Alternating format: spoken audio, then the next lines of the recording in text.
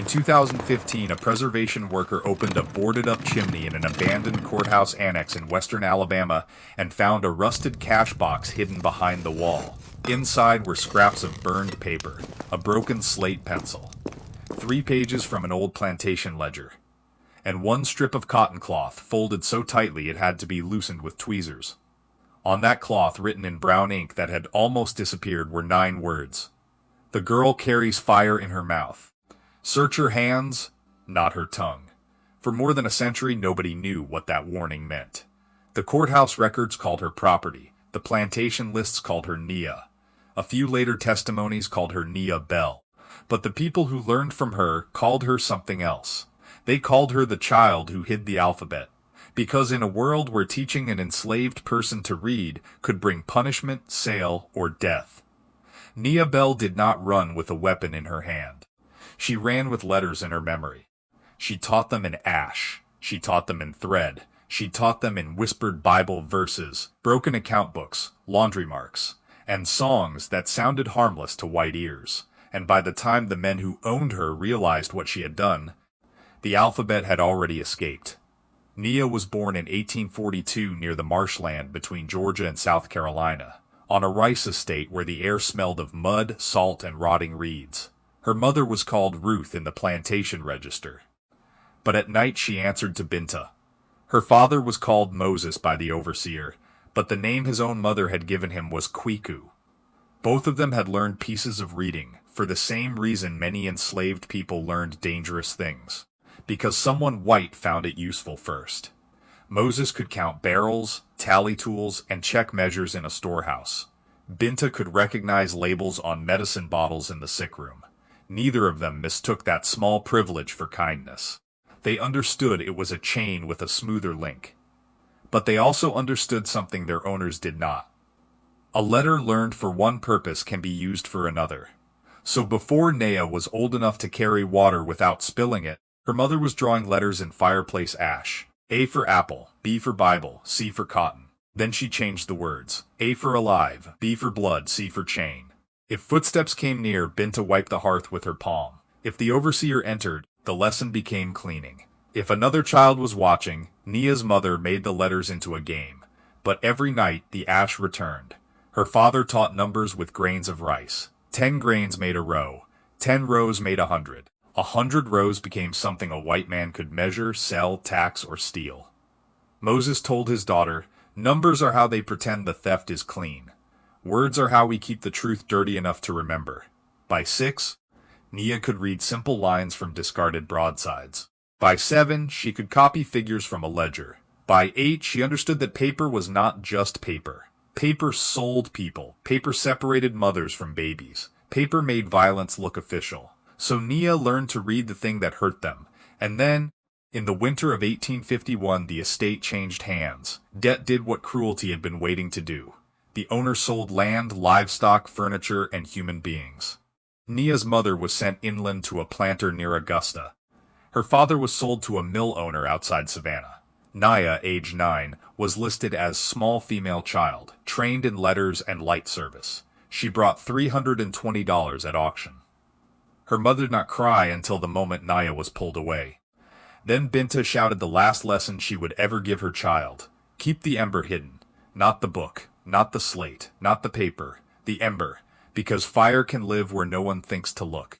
Nia was purchased by Alva Mercer, a cotton factor and county magistrate, who kept a large house outside Selma, Alabama. Mercer liked useful property. He told visitors that certain enslaved children could be made more efficient through controlled instruction, as long as they were watched closely and never allowed to grow proud. So Nia was put in the house, not the field. She carried sealed letters. She folded account papers. She fetched law books from Mercer's study and learned, by touching their spines, which books frightened men and which books gave them permission. To Mercer she was quiet, useful, almost invisible. That invisibility was her first classroom. The Mercer household held 11 enslaved people. The youngest was a boy named Jonah, who worked in the yard. The oldest was Aunt Sari, a cook whose hands were scarred from burns and boiling lard.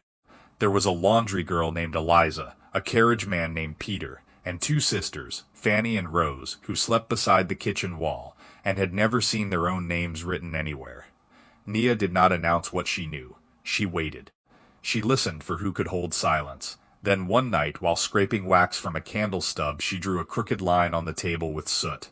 Eliza watched. Nia added another line, then another. The letter E. Eliza whispered, "What is that?" Nia looked toward the door. Then she answered, "A door nobody can see." That was the first lesson. It lasted less than 1 minute. The second lesson lasted 3. By the end of the month, Eliza could recognize 5 letters. By spring, she could read the word sold. By summer, she could write her own name on the inside of a flour barrel with a burnt twig.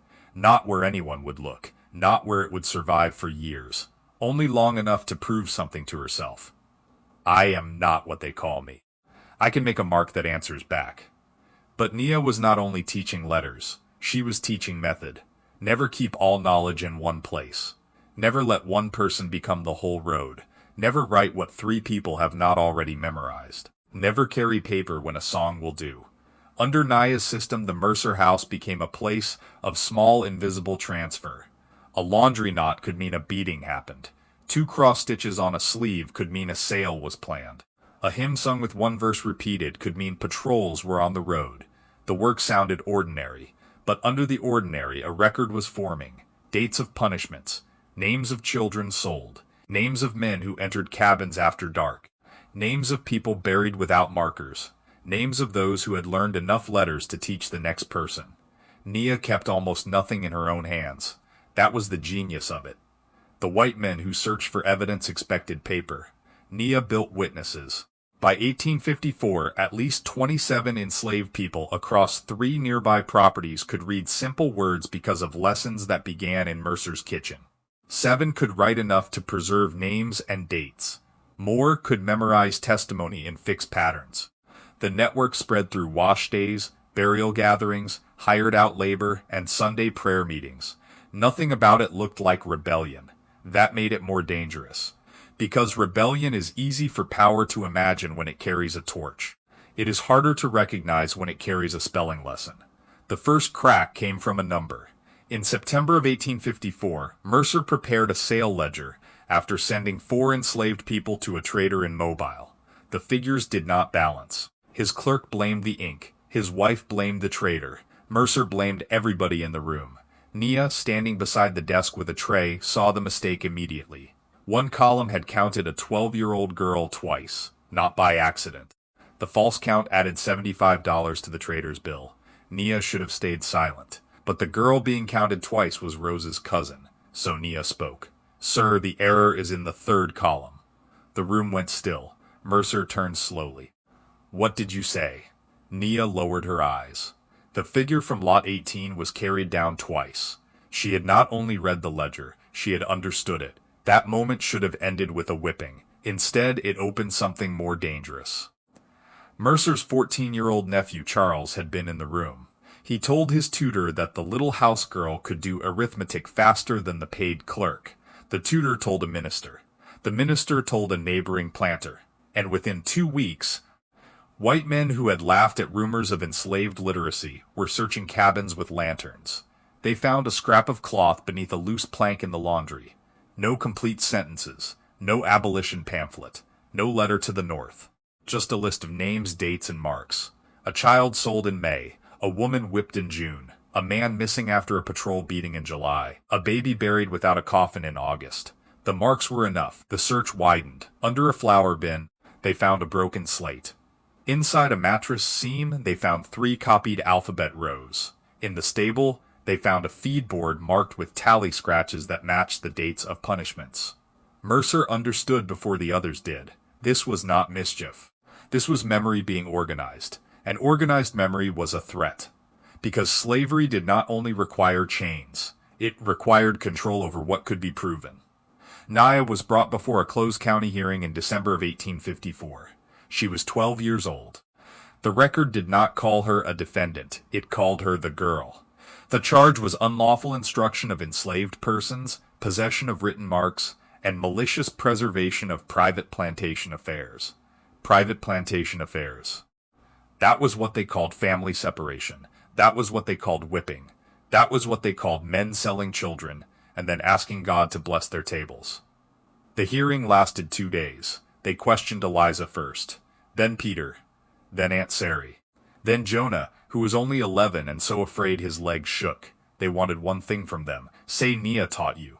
Say where the papers are. Say who else can read. Say how far the network goes. Some broke under terror. Some lied to protect others.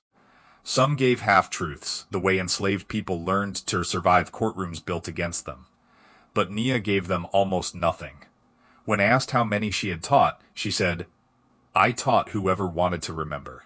When asked where the written records were, she said, "Some things were never written." When asked who planned the network, she said, "No one plans a fire after the spark is loose." That line appears in a later copy of the hearing notes with a clerk's mark beside it. The mark was not legal notation. It was irritation. The sentence had frightened him enough to underline it. Mercer demanded a sentence that would make an example. The magistrates ordered 15 lashes, immediate removal from the county, and sale to labor where no practice of letters may be useful. The whipping was done at dawn behind the jail, away from northern newspapers and away from the people she had taught. Nia did not scream. Witnesses later said she repeated the alphabet under her breath. Not the way a child recites a lesson, the way a person counts distance in the dark. ABC. Each letter was one step she would not give them. After the whipping, Mercer sold her at a loss to a Louisiana sugar planter named Etienne Valcour. The bill of sale warned that she was literate, deceptive in quietness, and forbidden from handling paper, chalk, book, slate, or account material. Valcour read the warning and laughed. On a sugar estate, he said, nobody had strength left for books. He was wrong. Sugar was harder than cotton. The cane cut skin. The boiling house burned lungs. During grinding season, people worked through darkness while the mill turned and the kettles breathed steam. Nia was 13 when she entered that world. For 6 months, she did not teach a single letter. She watched. She learned who carried news, who could be trusted with silence, who had already lost too much to fear losing more. Then she met a barrel maker named Amos, who could read numbers but not words. He had learned tally marks for hoops and staves. Nia taught him that a tally could become a letter if you changed where the line crossed. Amos taught a kettle boy. The kettle boy taught his sister. His sister taught 3 women who worked in the cane rows. But the Louisiana network did not look like the Alabama network. There was too much surveillance for cloth records, too much heat for hidden paper, too many bodies moving under watch. So Nia changed the vessel. No paper, memory. She built what she called a circle of keepers. Every testimony had to live in at least 3 minds. Every name had to be attached to a place. Every date attached to a season. Every season attached to a smell, a sound, or a scar. A man named Louis remembered sails by the level of the river. A woman named Mariah remembered births and deaths by the songs sung at night. Amos remembered violence through numbers. How many days a man was missing, how many lashes, how many pounds of cane were demanded the next morning, as if blood had no weight. They were not only surviving, they were preserving evidence. By 1858, people from Valcour's estate could recite testimony from 5 plantations along the river. They knew which traders separated families, which overseers killed and were transferred instead of punished, which owners preached mercy in church and sold children before the next harvest. Nia kept telling them the same rule. Do not make me the road. If I am sold, the road must stay. In 1859, the road nearly broke. A driver loyal to Valcour discovered Amos tracing letters in spilled molasses on a barrel head. The punishment was immediate. Amos was whipped and sold downriver. Mariah was locked in a smokehouse for 2 days. 3 young men were sent to the harshest cane gang. Nia was dragged to the boiling yard and accused again. Valcour demanded names. She gave him letters, ABC. He struck her across the mouth so hard one tooth loosened. Still, she would not give the circle. So Valcour sold her again. This time not to a plantation house, not to a field gang, to a turpentine camp in the pine woods of Georgia, a place where men sent people they wanted used up. The camp had no schoolhouse, no church bell, no courthouse, no visitors who asked too many questions. Only pines cut open for resin, foul air, insects, hunger, and men too tired to stand straight at night. Nia arrived at 17 with scars on her back, a damaged tooth, and a cough that never fully left. The overseer saw a quiet young woman with no tools. He did not see the archive in her head. By then, the country was tearing itself toward war. Rumors came through the woods like weather. Kansas, Lincoln, secession, Fort Sumter, Union lines. Most rumors died before they reached the camp, but not all of them. And Nia understood that a door which had been closed for generations was beginning to crack. If anyone escaped now, testimony might reach people who could write it down where slaveholders could not burn it. So in the Georgia pines, among people who were being worked toward death, she built her final school. Not a school of letters first, a school of witness. 12 people met after nightfall under the excuse of prayer. An old man named Cato carried memories from a rice plantation. A woman named Hester knew names from a trader's yard in Charleston. A young man named Isaiah had once worked near a courthouse and remembered legal words. A coachman named Daniel had been to Philadelphia twice and knew there were free black communities where testimony could be protected. Daniel mattered most, because Daniel had a map in his memory. He knew roads north. He knew how white men folded travel papers. He knew which questions patrols asked first. And he knew that if Union troops came within reach, a man might run toward them and live. For nearly 2 years, Nia trained Daniel to carry the archive. Not pages. People. She gave him her own story. Then Binta's name. Then Kwiku's name. Then the names of the children from the Mercer Laundry. Then the Sugar Estate Circle. Then the dead from the Turpentine Camp. Daniel recited them back until Nia corrected every misplaced date. Again, again, again. The others added their testimony. No one trusted memory as a feeling. They treated memory like a ledger. Exact, repeated, balanced, witnessed. By the summer of 1864, Union cavalry was moving through Georgia, and the camp's overseer grew nervous. He doubled watches. He cut rations. He threatened to shoot anyone found beyond the resin sheds after dark. That only confirmed what Nia already knew. The door was close. On a wet night in August, Daniel ran. He carried no bundle, no stolen silver, no paper that could condemn him if captured. He carried names. He moved through pine scrub for 2 nights, hid in swamp water through one morning, and reached a Union scouting party, half-starved, fevered, and still repeating testimony under his breath so sleep would not steal it. At first, the officers thought he was just another fugitive with rumors. Then Daniel asked for paper. He wrote his name. Then he wrote Nia Bell's. Then he began to speak. 4 hours later, a Massachusetts officer ordered a clerk to keep writing until the man stopped.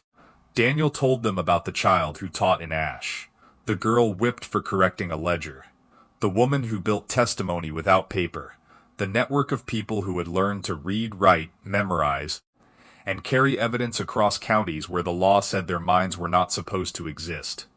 That testimony moved from camp records to federal investigators. After the war, it helped lead searchers back into the pine woods. In February of 1866, investigators reached the Turpentine Camp where Nia had been left. They found fewer than half the workers Daniel had named. Some had died. Some had fled. Some were too ill to speak for long. Nia was in a shed behind the resin barrels, wrapped in a blanket, breathing like every breath had to climb a hill. She was 23. She looked older. But when they asked her questions, the fire was still there. She gave names, dates, places, routes of sale, descriptions of ledger marks, the pattern of knots used in laundry, the memory rules used in the sugar circle. The testimonies of people who had died before freedom had a chance to find them. The investigator later wrote that she corrected him 3 times when he softened a word. He wrote punished. She said whipped. He wrote removed. She said sold. He wrote separated. She said taken from her child. Nia understood what officials often did not. A record can erase even while pretending to preserve. So she made him write the truth harder. She did not live long enough to see what would become of those pages. Her lungs had been damaged by years of steam, smoke, resin, and hunger. She died in March of 1866, weeks after giving testimony. Daniel was there. So was Hester. So was Isaiah. So were 6 others who had carried pieces of the archive in their heads. At her burial, they did not give a speech, they recited. One person gave the alphabet. One gave the names from the Mercer house. One gave the Sugar Estate dead. One gave the route Daniel had run. One gave Binta's last words, keep the ember hidden.